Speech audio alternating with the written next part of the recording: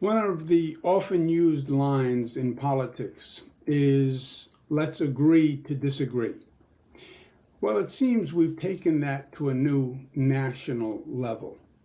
It is amazing to me how there is political consensus about the dysfunction of our political system. Everybody says the same thing. Everybody says the system is broken. Everybody says they, on the other side, are crazy. The only problem is everyone is pointing the finger in the other direction. You point left, I point right. There has always been a spectrum of ideology from left to right, and there has always been a far left and a far right. But it is different today. There is an exponential increase in intensity. 3 steps to the left and 3 steps to the right. I don't know what actually triggered the movement. Some say it was Trump, but I think Trump was more the reaction to the extremity. I think without the extreme distress, you don't have a Trump. Maybe it was increased by COVID, the isolation, the fear of COVID, the power of government during COVID, the incompetence of government during COVID. Maybe it's the economic anxiety, maybe it's the violence, maybe it's the anger, the shootings, maybe it's all of the above. But we have a form of political PTSD, extreme anxiety, extreme opinions, extreme positions. And there are 2 versions, the far left version and the far right version. And they compound each other because the far left drives the far right even further right.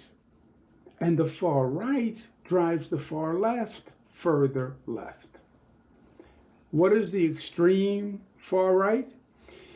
It's the percentage of the population who are further conservative than mainstream conservatives, who have extreme positions on abortion, for example, the religious right zealotry, the extreme position on the Second Amendment and guns, the extreme fear of migrants and xenophobia, the fear of the evolving sexual norms, the fear of the public education system and the so-called liberal instincts in the public education system, the fear of the woke movement, defund the police. They hear that as an invitation for anarchy. No one should be put in a jail cell. They hear that as chaos, cancel rent.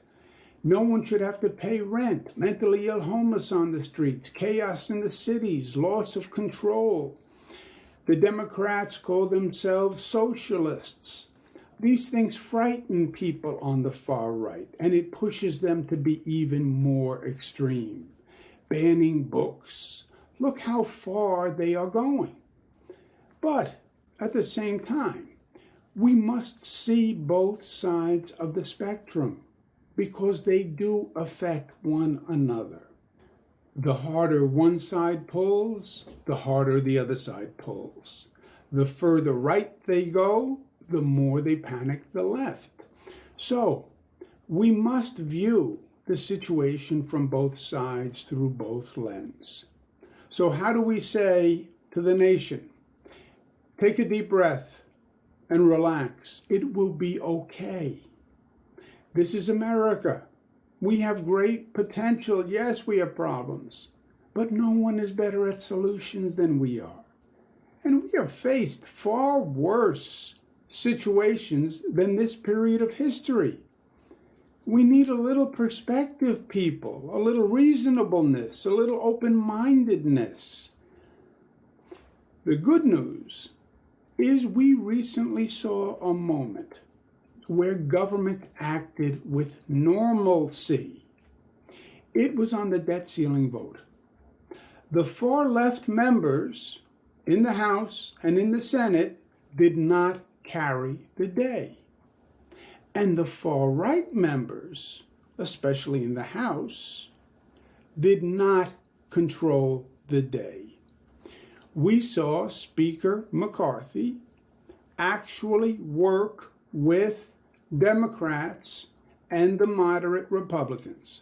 Otherwise, there would have never been a debt ceiling agreement. Reasonable Republicans voted with reasonable Democrats. What? People acting rationally in Washington, D.C.? Amazing. Now, was it a one-off? Was it only because it was the debt ceiling bill? And because if they didn't pass the debt ceiling bill, the entire system would have collapsed on everyone, because it was the one bill that you really couldn't play politics with. Maybe, or maybe it shows a new way forward, where reasonableness and compromise actually wins the day.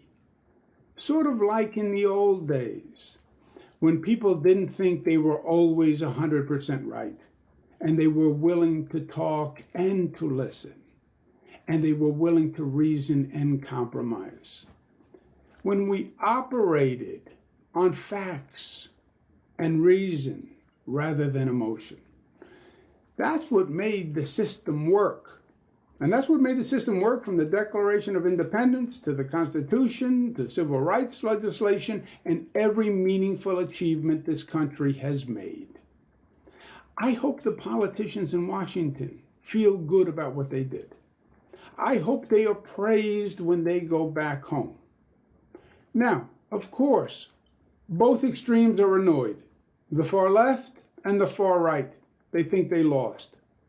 But that is what it is going to take to reach compromise that is necessary to move forward and make progress.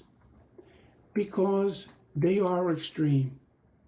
And it may be passionate and it may be principled, but government has to work. It has to function. With the debt ceiling bill, Washington actually worked.